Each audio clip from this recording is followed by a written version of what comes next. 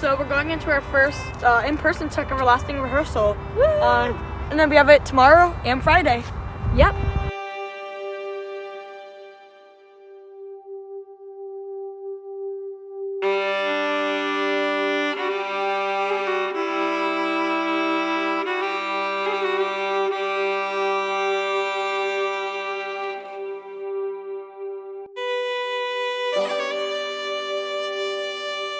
Lost my script.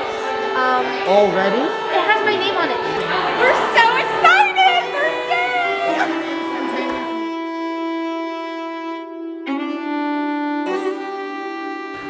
You are the backbone. You tell the story where there's no music. You tell the story where there is no one singing. The show is incredibly stylized and incredibly different dance-wise than what the majority of you know. Give yourself patience, give yourself grace. You have a dance team that is here to support you. And we'll get it, and we're gonna rock it. So, let's roll.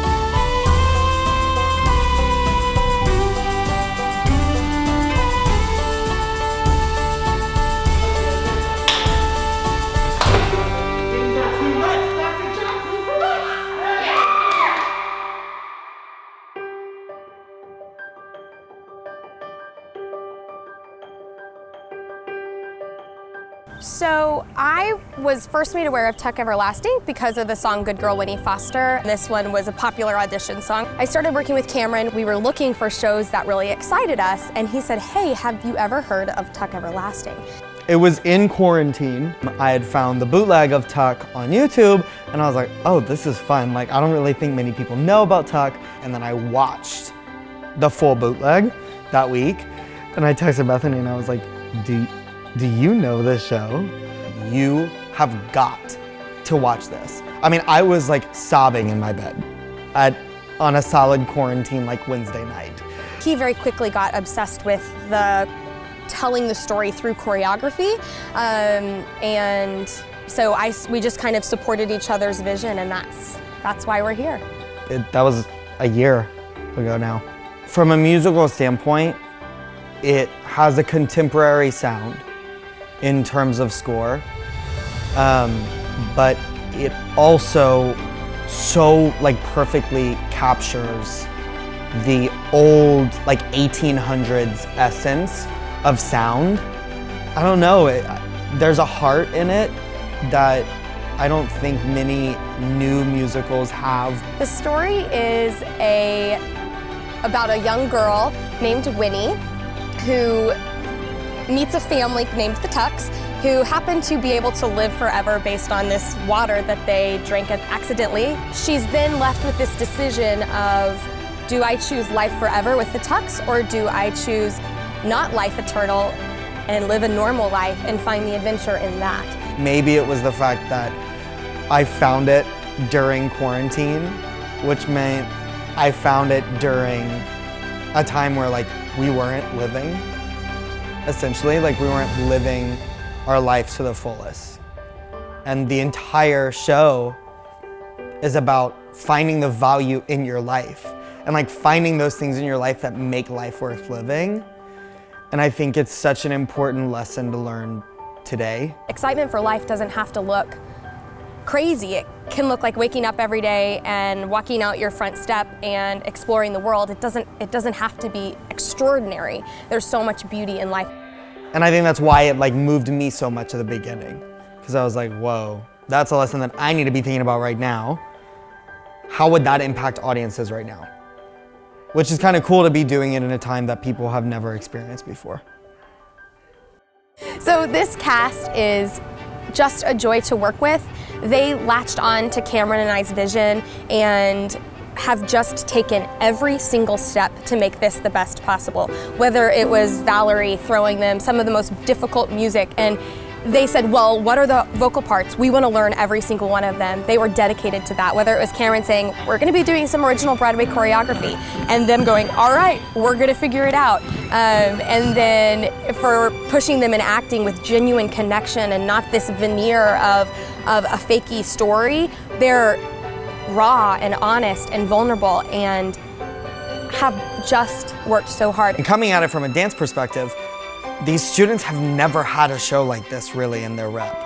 It provides me an opportunity to teach and coach and educate these students on a different style that is so difficult, but man, have they like just blown it completely out of the water.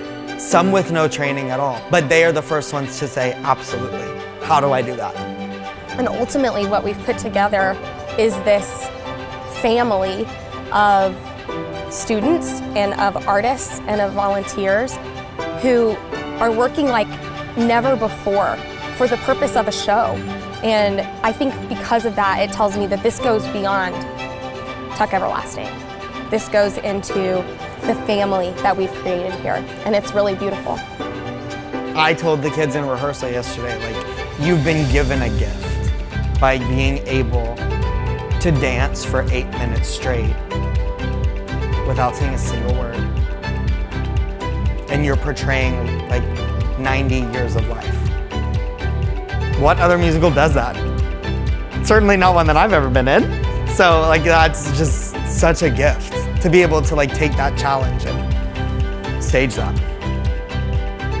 Bethany and I could not have asked for a better group of kids. I love this job and I love these students. When we arrive at the theater, it doesn't feel like there are any limitations. It just feels like we're there to love each other by putting this show on.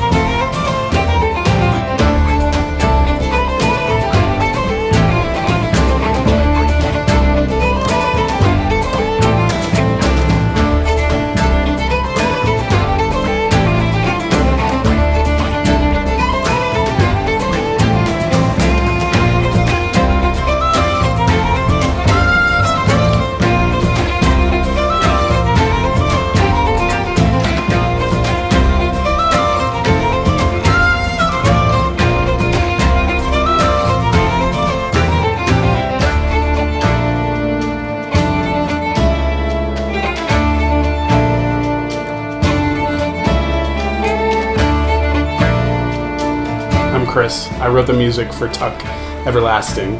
Thanks for taking such good care of our show. Break a leg. It's a wheel, baby, right?